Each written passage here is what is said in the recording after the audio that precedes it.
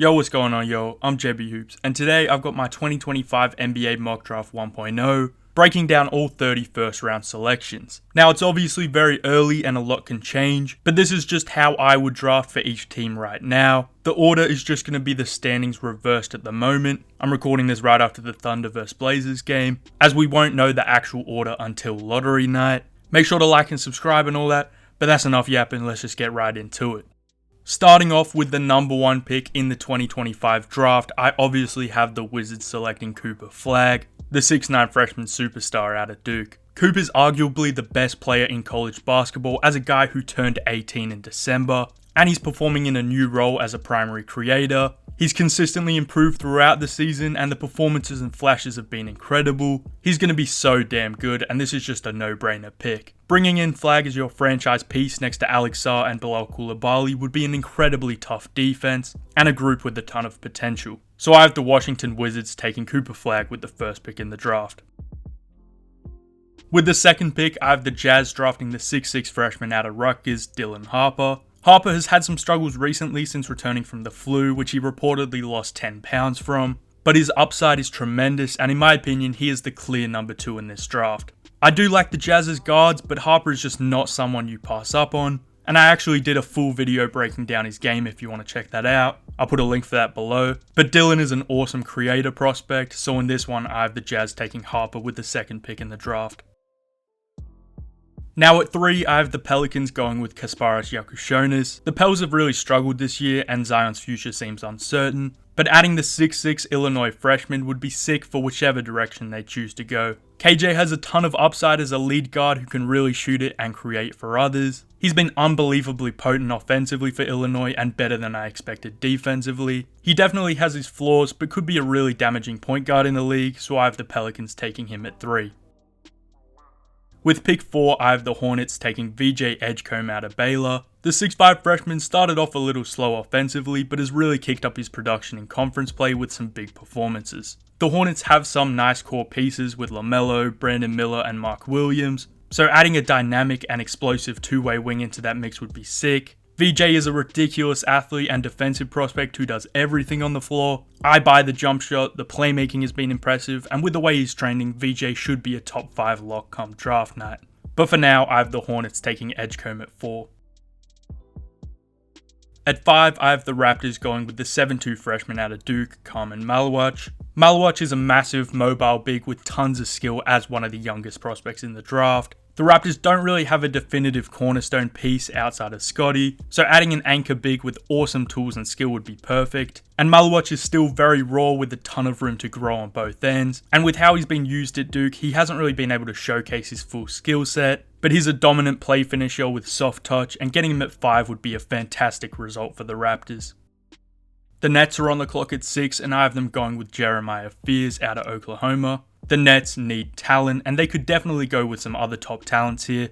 But right now, I love the upside of Fears as a dynamic scorer and playmaker who creates advantages with ease and carries a massive usage as an 18-year-old freshman. He has had some rough nights and has had his trouble shooting the ball and with turnovers, but Fears is super talented and I expect him to continue to improve as the season progresses. So in this mock, I have the Nets taking Jeremiah Fears at 6. Now we have the Trailblazers on the board with pick 7, and I have them going with the tantalizing upside of Ace Bailey. Bailey is a really intriguing talent with special shot-making capabilities, and also some really nice defensive flashes. But his inconsistency, decision-making, and struggles getting easy looks is why he lands at 7. The Blazers have some interesting pieces for sure, although I don't think many of them are being optimized, so I think they will need to work out their priorities, and if Ace figures out a role that suits him, he could be an awesome complementary player, and getting that at pick 7 would be a great pickup. The Thunder are up at 8 with the Sixers pick, and I have them taking Colin Murray-Boyles out of South Carolina. The 6'7", 19-year-old is an awesome defensive prospect who has his flaws for sure, but some of the stuff he can do is really special. I want to have him even higher, I love him that much, but the lack of shooting and size make him kinda hard to project at the next level. But his defensive versatility, touch, skill, and tools are incredible, and he would be an unbelievable fit next to Chet, and would make the Thunder an even scarier team in the future. So I have the Thunder taking CMB with pick 8. The Chicago Bulls are on the board with the 9th pick, and I have them taking Thomas Sorber out of Georgetown. The 6'10 freshman is a super skilled big that can do everything on the floor. At the moment, the Bulls really lack talent, especially in the front court, and Sorber is really skilled and could be their big for the future. He's had some struggles offensively throughout conference play and lacks explosiveness, but he's being great defensively and he's just so polished. So I think Thomas Sorber would be an excellent pick for the Bulls at 9. Now the Spurs are up with the 10th pick, and I have them taking the 6'7 wing out of San Diego State, Miles Bird. The Spurs have some nice pieces, but probably some guys that are getting pushed out, so adding a versatile dribble pass shoot wing who also is an extremely disruptive defender. Bird racks up stocks like it's nothing, shoots it well, and is awesome out of the pick and roll. He's definitely got to get stronger and the finishing is very poor, but he's got the tools and skill set to be one of the best role players in the league, and it would be sick to see him hooping alongside Wemby.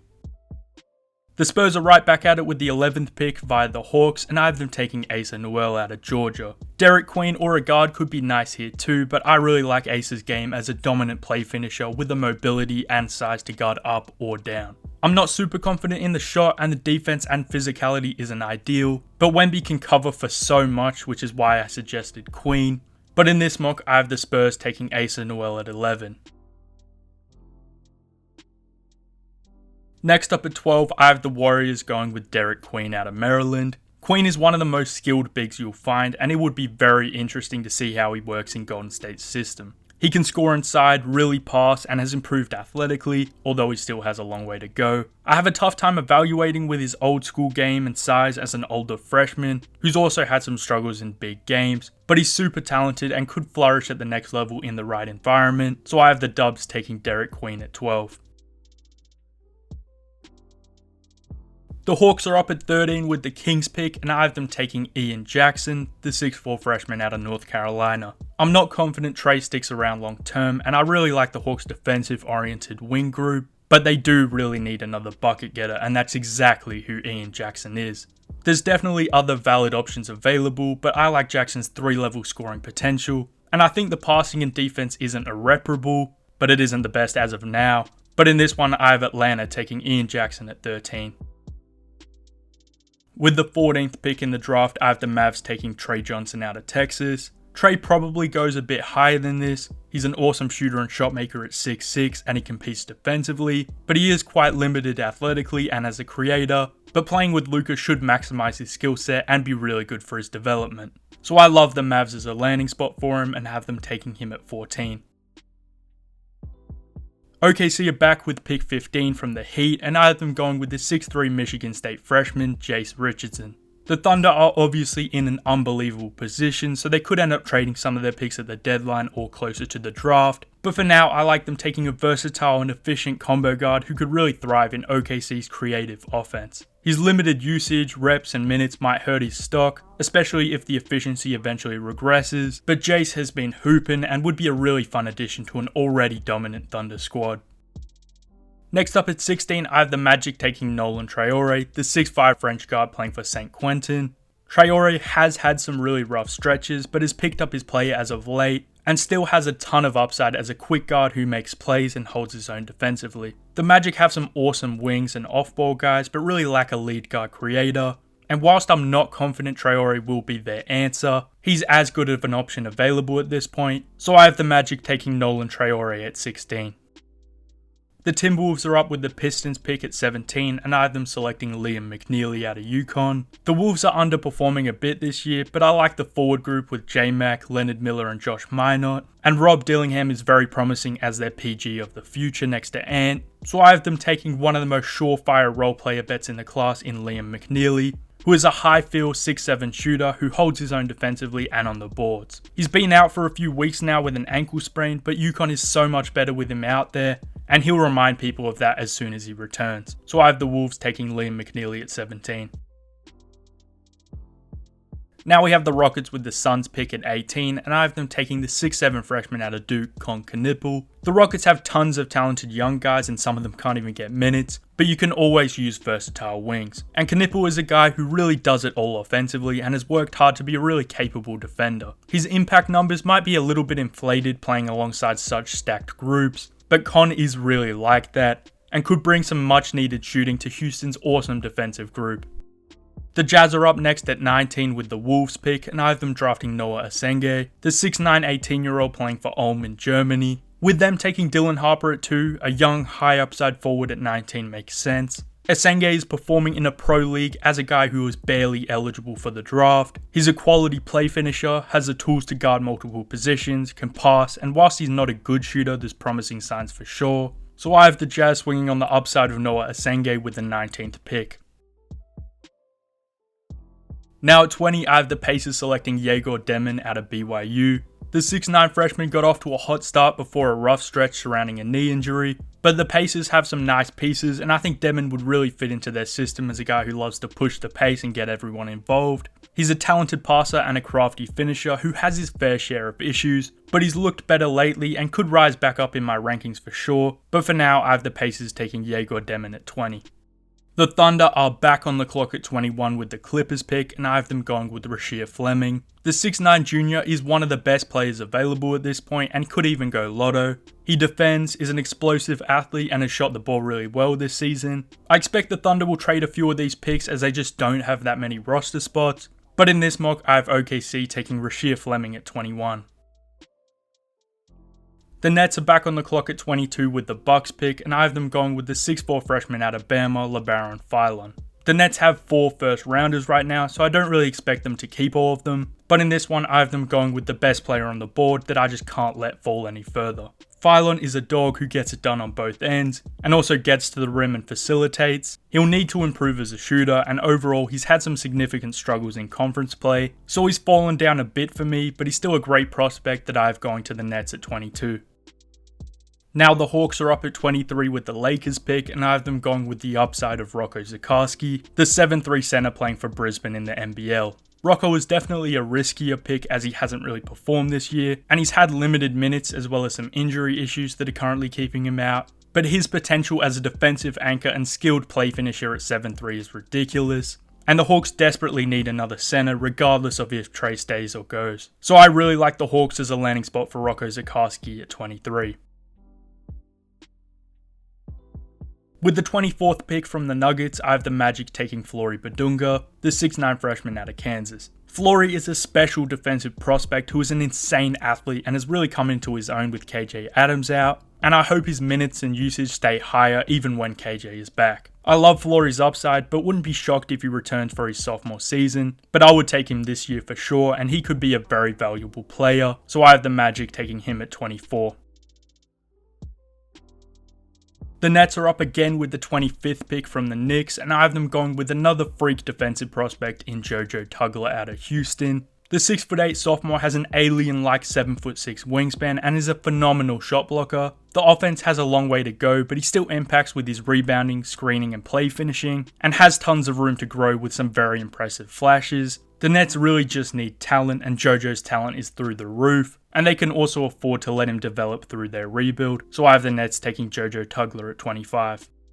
Now I have the Grizzlies taking Janai Broome at 26. Broome is right up there and probably ahead of Coop fighting for that best player in college hoop spot, and his production is just historically elite. He does it all, blocks shots, is dominant inside, can pass, and has really developed his jump shot. The Grizz have tons of talented players, so don't really need anyone, but Broome is the best player on the board, and the Grizzlies could be a perfect situation for him, so I have them taking him with the 26th pick in the draft. Whoa, no way! The Nets are here again with the Rockets pick 27, and I have them going with a bit more of a ready now wing in Eric Daly Jr. out of UCLA. Daly is a really intriguing prospect as a 6'8" wing who moves really well, does everything, and has been super impactful for UCLA. He's had quite a few games with foul trouble, and the shooting has fallen off in conference play, but he's still a great bet as a guy who could contribute to an NBA team pretty quickly. At 28, I have the Celtics going with the 6'9" sophomore out of Texas Tech, JT Toppin. He's a beast on the boards, has soft touch around the rim, moves well in space, and is a solid rim protector, and he's also shown he can hit threes when they're there. The Celtics have some aging bigs with Horford on his way out, KP with his injury history, and Cornette being unplayable in certain matchups, so adding a versatile guy who could play the 4 or the 5 in the late first would be a sick pickup. So I have the Celtics taking JT Toppin at 28.